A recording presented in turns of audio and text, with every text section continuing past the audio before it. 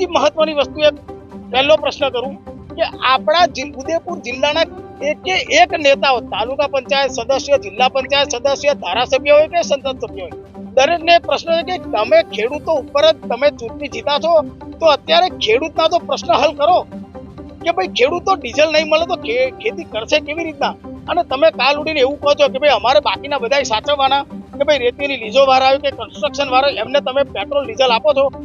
હવે 1 મહિનાની અંદર તમે એમને બંધ કરીને એકવાર ખેડૂતોને આપો ને.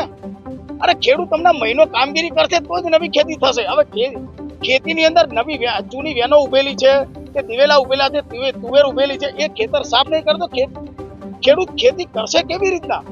અમારો એક જ પ્રશ્ન છે કે ભાઈ ગમે તેમ કરીને અમને ખેડૂતોને ડીઝલ પૂરું પાડો.